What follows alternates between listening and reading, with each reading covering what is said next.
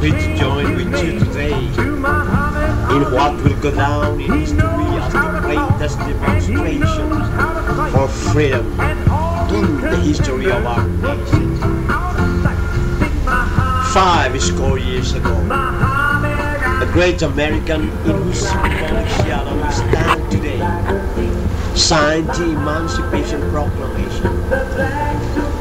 This momentous decree came as a great big light of hope to millions of Negro slaves who had been seared in the flames of withering injustice. It came as a joyous daybreak to end the long night of their captivity. But 100 years later, the Negro is not free. 100 years later, the life of the Negro is still sadly crippled by the manacles of segregation and chains of discrimination. 100 years later, the Negro lives on a lonely island of poverty in the midst of a vast ocean of material prosperity. 100 years later, the Negro is still languished in the corners of American society and finds himself an exile in his own land. And so we have come here today to dramatize a shameful condition. In a sense, we have come to our nation's capital to cast a dream. When the architects of our republic wrote the magnificent words of the Constitution and the Declaration of Independence, they were signing a promissory note to which every American was to fall heir. This note was a promise that all men, yes, black men as well as white men, will be guaranteed the unalienable rights of life, liberty, and a pursuit of happiness. It is obvious today that America has defaulted on these promissory notes insofar as her citizens of color are concerned. Instead of honoring this sacred obligation, America has given the Negro people a bad check.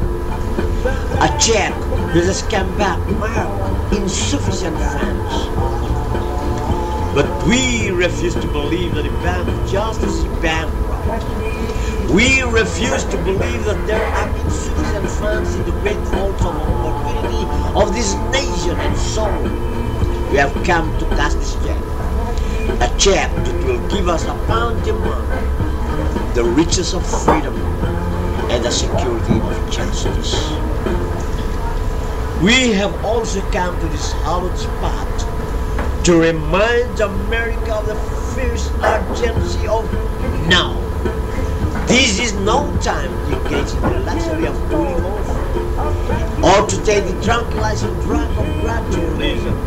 Now is the time to make real the promises of democracy. Now is the time to rise from the dark and desolate valley of segregation to the sunlit path of racial justice. Now is the time to lift our nation from the prisons of racial injustice to the solid rock of brotherhood. Now is the time to make justice a reality for all God's children. It would be fatal for the nation to overlook the urgency of the moment. This certain summer of the Negro's legitimate discomfort will not pass until there is an invigorating autumn of freedom and equality. 1963 is not an end, but the beginning. And those who hope that the Negro needed to blow on his tail and will now be content will have a rude awakening if the nation returns to business as usual. And there will be neither rest nor tranquility in America until the Negro is granted his citizenship rights. The whirlwinds of revolt will continue to shake the foundations of our nations until the bright day of justice emerges. But there is something that I must say to my people who stand on the warm threshold which leads into the palace of justice. In the process of gaining our rightful place, we must not be guilty of wrongful deeds. Let us not seek to satisfy ourselves for freedom by drinking from the cup of bitterness and hatred.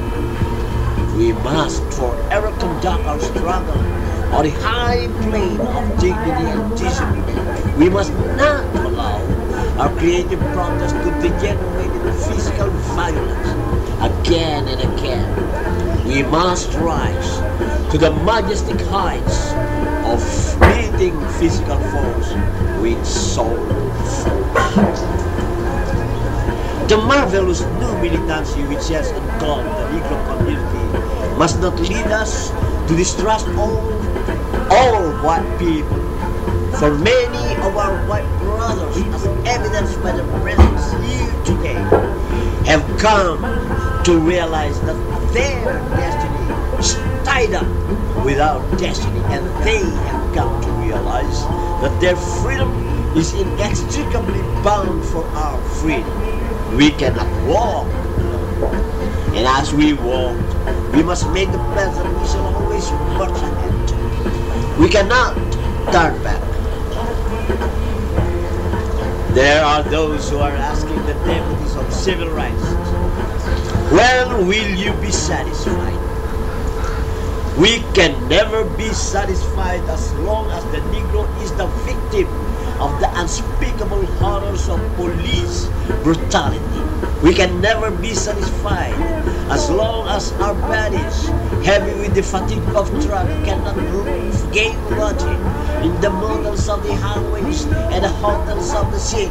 We cannot be satisfied as long as the Negro's basic mobility is from a smaller ghetto to a larger one. We can never be satisfied as long as our children are stripped of their self-food and robbed of their dignity by science stating 4 whites only.